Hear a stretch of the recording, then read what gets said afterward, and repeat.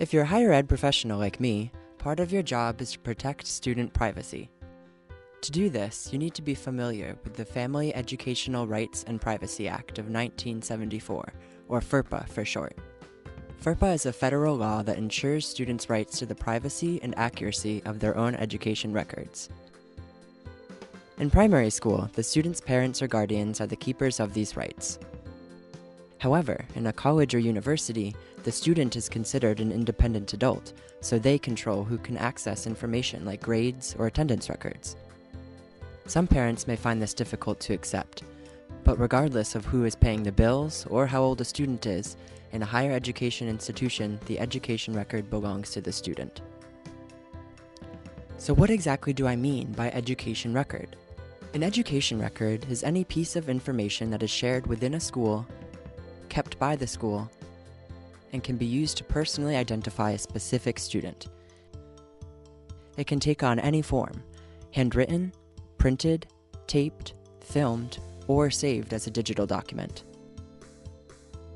Let's take a look at some examples to break down these definitions. If a professor emailed a teaching assistant about a student, that information was shared, and if a digital copy was retained, it constitutes an education record. However, if the same professor made a note for herself and didn't share it with anyone, it will be considered a sole possession record and will not be covered under FERPA. Another example, if sensitive information about a student was discussed in a phone call between two administrators, but no record of that conversation was kept, there is no education record to refer to. Lastly, if a researcher is requesting statistical data with no personally identifiable information, meaning the data cannot be linked to specific students, it will not be considered an education record. Students have the right to restrict the release of their education records, and they can also review their own records and request that any inaccuracies be amended. That being said, no one attends school anonymously. For a university to function, we need to be able to share some information. The housing office needs to verify that residents are enrolled, and the commencement book would look pretty silly with no names and degrees.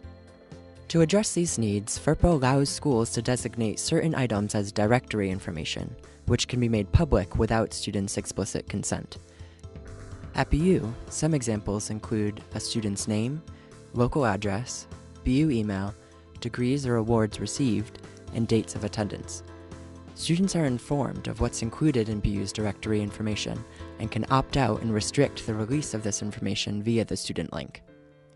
It is also okay for schools to share education records with anyone working for the university on a need-to-know basis.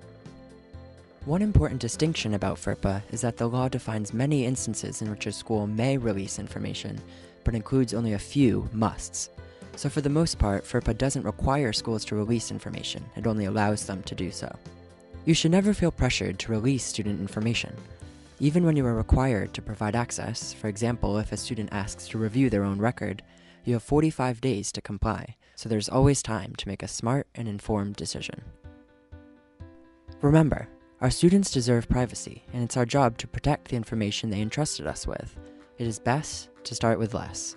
You can always provide more information later if you need to, but once you release information, there's no way of taking it back.